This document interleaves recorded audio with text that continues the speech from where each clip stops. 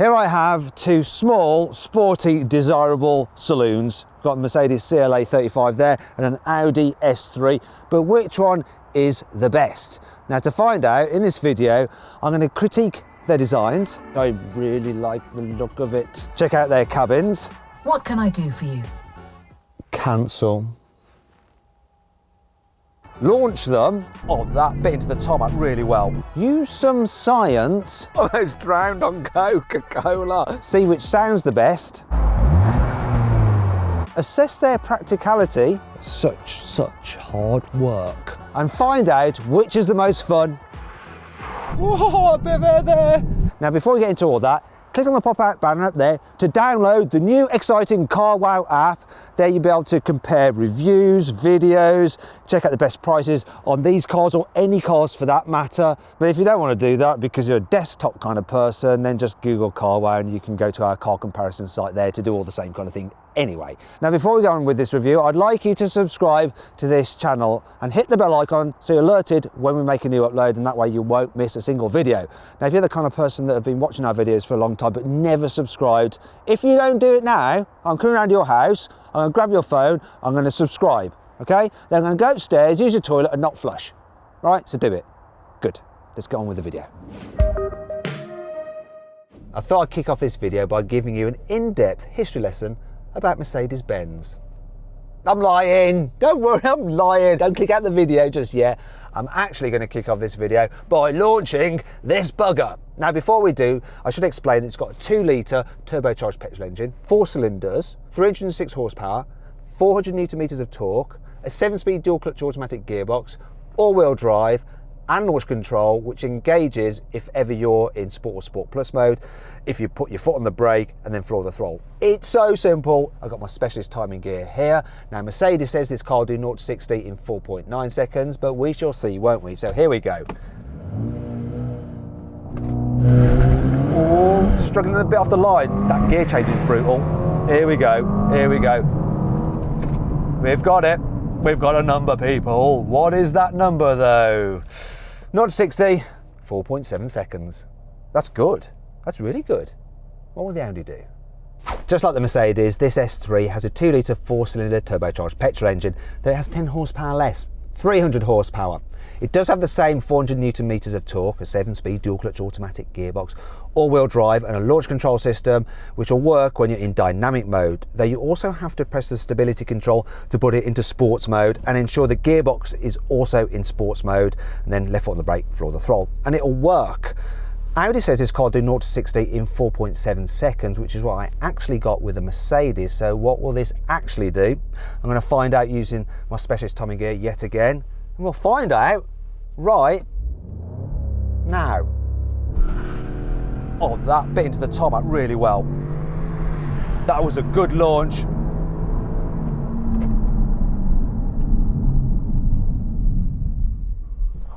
Did 0 to 60 in 4.3 seconds. That is mad. Utterly mad. Beat the Mercedes. Do you know what's just as important as performance with these cars? It is their looks. They've got to look posh, and the A3 Saloon does look lovely. It's been around for a while now, this design, but it still looks good. And obviously, being the S version, you get some sporty add-ons such as, look at that, a little boot lip spoiler. There's also the S3 badging as well, a rear diffuser and 4 exhaust pipes.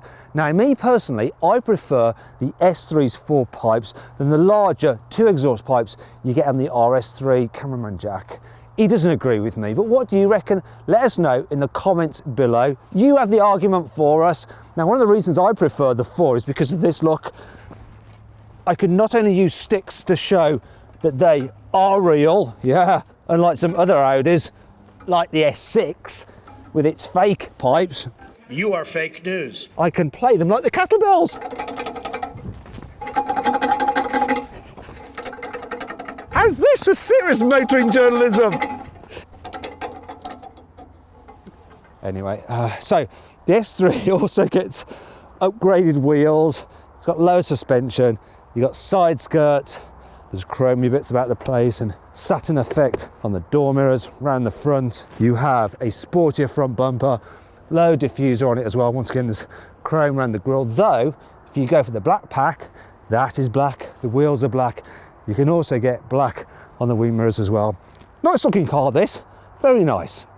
Some of you may be wondering why the heck I haven't got the A35 saloon. Well, the reason is the CLA is only a little bit more expensive, and let's be honest, it's the one you have because it just looks way sexier. In fact, I really like the look of it. Sorry. Anyway, I'm going to tell you about the upgrades over the normal CLA. So you have a rear diffuser, which looks very sporty, large exhaust pipes. You have your AMG badging there and your CLA 35 badging down there. Then there's this little boot-lip spoiler, which is a bit bigger if you have a car with the aero package, which this one has. Look, it's a bit longer. Still quite discreet though. No huge wing that you get on the A35 hatchback. Moving down the sides, you get some upgraded alloy wheels. These look lovely. The car's also lower to the ground, so it looks meaner, and you have these side skirts as well. This car has the black pack, so all things that would be chrome are blacked out to, yet again, make it look meaner. Moving to the front, you have a redesigned bumper. With the aero pack, there's some extra bits of like aero trim, though they're not that noticeable. What is more noticeable is the 35 grille, which is there's 2 slats like that. Different than the 45 grille, the hardcore proper AMG version, but it still looks good, and it's got quite a deep front diffuser as well. Smart looking car, very, very cool. I like it in this blue denim paint. People in the office say they don't, but I do. I think it looks nice. So there, they can sod off, can't they? In fact, this car, for me, looks better than the S3 saloon. Easily. One thing Audi always does well is interior quality, and it's no different here in the S3. Nice soft touch materials about the place, and everything feels solid. The S3 version gets some upgrades such as a sporty steering wheel with S badging. You also get a sporty knob. The sport seats there, these are the upgraded sport seats with a fixed headrest, and they are lovely. These things are super comfortable and they look good. I do really like the red surround for the air vents, but I think that's part of an option pack, along with some extra red stitching about the place. Typical Germans, always trying to fleece you. Now, back in the day, the digital dials, which are also optional, looked really good, but everyone's copied Audi, and quite a lot of people have bettered them as well. I'll tell you what looks really old though. A pop-up screen. It's popping up.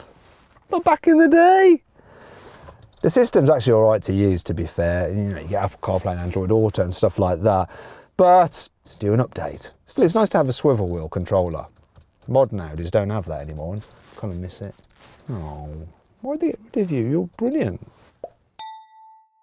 I'll tell you what, the inside of this CLA just makes that of the S3 absolutely old as the hills. I love it. So modern. Love the step dash. Lots of squidgy materials. Though there are a few plastics which are really, really cheap. Cheap, don't like that. Cheap down here. And the stalk for the gear selector. Now I love the fact that it's up there. It's dead easy to use when you're manoeuvring forwards, backwards, when you're reversing and stuff. But it just feels horrible. They should coat it in leather, like the sports steering wheel, which you get a standard with a 35 version. It says AMG on it as well. You also get these sports seats, but the headrest leans forward a bit and it makes your head go a bit like that. Yeah, I definitely prefer the Audi seats. Tell you another thing I like that makes the Audi just seem really old-fashioned. The 2 digital screens, huge 10-inch screens, really colourful, really bright. The infotainment system is super easy to use and navigate. And dare I say it, it is the best system in the business right now, not the BMW iDrive. Oh! Squeeze me? Oh no, you did. Can't believe I said that, but it's the way it is. Got voice commands as well, and they're all right, although sometimes they can be a bit annoying. So this is the sound on the Mercedes. Yeah. How may I help you? Cancel. Never say. What can I do? Anyway, the CLA 35 has some specific sportier dials with nice bright yellow graphics and AMG information like boost for your turbocharger. Oh, and the Premium Plus package, which this car has 64 different ambient lighting colours for the interior, so you can just spend too long trying to figure out which is the combination you prefer. That actually drives me crazy at night. I always end up at my destination late because I've been too busy faffing around. Sporty cars should sound sporty, so let's compare these two cars' exhaust notes, starting with the Mercedes.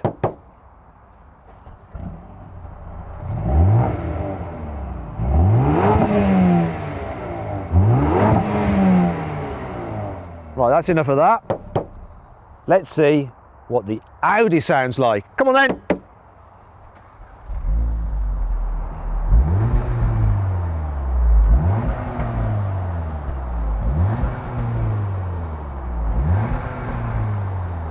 That's enough of that.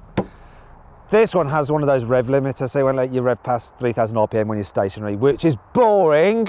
This sounds better, but to make it fair, let's see what they sound like when they're driving, so let's cut to that.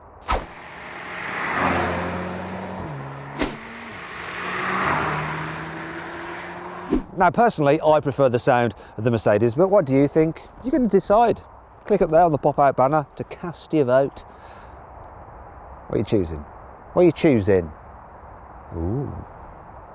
You might be wanting one of these cars as family transport, and the S3 will do the job. So here in the back, look, knee room's all right. Headroom, if I sit it really straight, my head does just touch the roofline. The actual hatchback is slightly better. This saloon has a more slopey roofline. It's livable, though people over 6 foot may struggle. It's all right, though. As for the boot, well, being a saloon, it's not going to be quite as practical as a hatchback because you've got a narrow opening, but it's not too bad. The capacity is 380 litres, whereas on the normal A3 saloon, it's 420. The reason being that the S3 is obviously four-wheel drive, and part of the mechanicals for the four-wheel drive system go underneath the boot and it eats into the space, and Audi's engineers haven't figured out how to kind of deal with that without affecting practicality, bless them. And another thing they haven't figured out is how to release the seat backs to fold them down from the boot. You have to come around here. That's such hard work. Now, unlike the Audi, the CLA's boot is the same size regardless of which model you go for. It looks like Mercedes engineers a little bit better at engineering practicality than Audi's. It's probably going to be the last Audi they ever let me. Anyway, the boot capacity is 460 litres. That is massive, so it's really practical, and for a saloon you've got a huge opening, and of course you can fold down the rear seats by doing that kind of thing as well. Yeah, that beats the Audi. Now, back seats though, well, headroom is best described as crap. Children would be all right, and knee room is all right. It's a bit dark and dingy back here because the windows are quite small. It's not quite as good for people in the back as the Audi, which isn't great in itself. Oh well. Now comes the good bit, because I'm going to check out these cars' fun factor. First with the Mercedes. It has extra bracing over the normal A-Class to make it stiffer. Also, it does this thing where it brakes the inside wheels to give you a little bit more turning. The steering rack as well is sporty. Oh, a little bit of air there. The brakes are bigger as well to help you scrub off speed. It does all right, you know. And that four-wheel drive grip, that's good. Really does rocket you out of corners. So I'm going to give it the old journalist smile test to show you how much fun this car is to drive when the opportunity presents itself. And it is a... That's good, that is. It's awful. Like you might get with something like a BMW M2, but then this is a lower powered car and it's four-wheel drive, it's more sensible. How will the Audi do? Okay then, S3, what you got? Just like with the Mercedes, you got load stiffer suspension, upgraded steering, bigger brakes compared to the normal A3. The four-wheel drive's helping out in this slippery conditions as well. I'm not sensing quite as much through either, whoa, my bottom, or the steering wheel as in the Mercedes, and it doesn't feel quite as hard-edged. Oh, it's understeering there. Oh, yeah, but it's still pretty capable and will go round very, very quickly. Whew, yeah, it's rapid. So then, what's the old motoring journalist grin saying to it? The Audi S3 gets a... That means it's all right, it's just not quite as much fun as the Mercedes. Having fun in a car is all well and good, but the reality is that modern motoring is pretty boring. So it's important that a car like this is a good commuter as well. And to find out how relaxing it is to travel in, I'm going to see just how loud it is when you're cruising on the motorway. And that is why I'm letting Jack drive for once. Don't normally, but it is driving. So Jack, what I want you to do is drive at 70 miles an hour. I'll start the sound meter running. We'll do a lap and see how loud or quiet it is after a lap. But we have to be quiet when we're doing it. So get up to 70. Yep. Right, 70.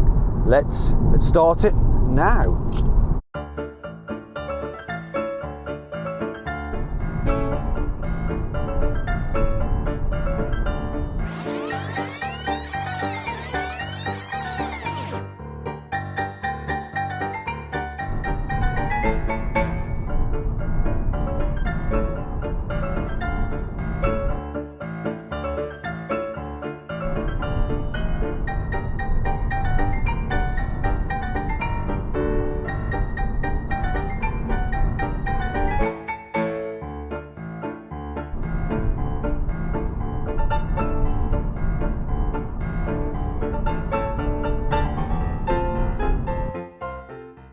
Right, and Jack, that's a lap done, and we've registered an average of 80 decibels, which according to this app is as loud as a busy street or alarm clock, which is quite loud, isn't it?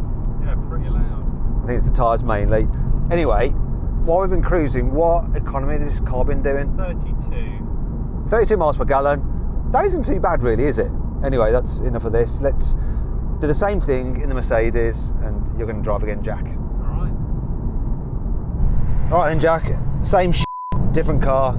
You're at 70. Yeah. Right, start this running.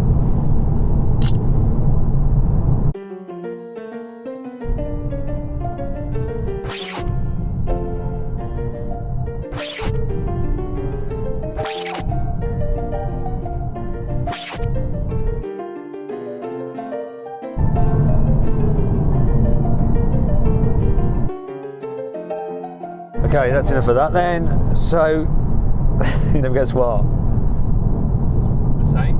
It's exactly the same. You should be a motoring journalist. Your ears are tuned to this. Look, same, 80 decibels, bang on. It's almost as though Mercedes benchmarked this car against the Audi, isn't it? It went no further. What about the economy though? What's that saying? 31. 31 miles per gallon. So that's pretty much the same as well.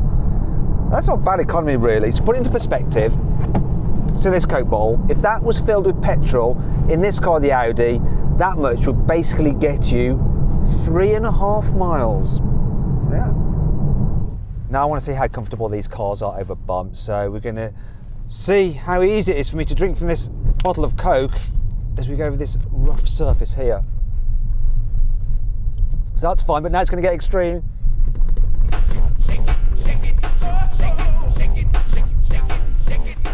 That was quite hard. Oh my gosh. So this car is actually reasonably comfy over certain bumps, and even hard ones. It's not terrible for a car with sports suspension, and I just about managed to drink without spinning it down me, which is good.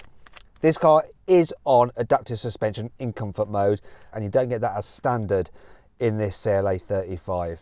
Let's do the same thing with the Audi. It's in comfort mode, and its adaptive suspension is standard across the range for the S3. It's not bad on this bit, it's reasonably comfy enough. Here's a really bad bit.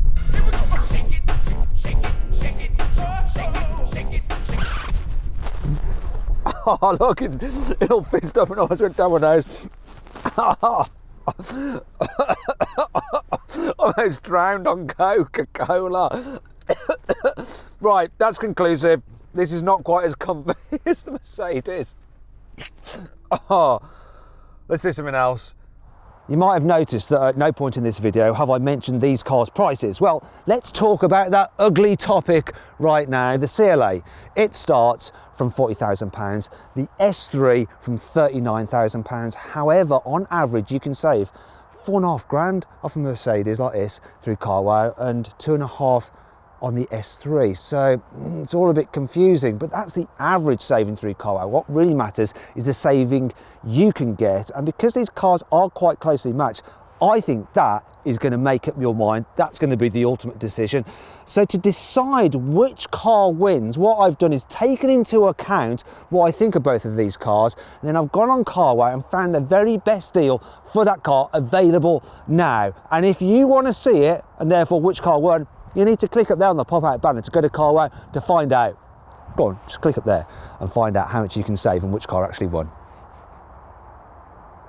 Why are you still here? Go.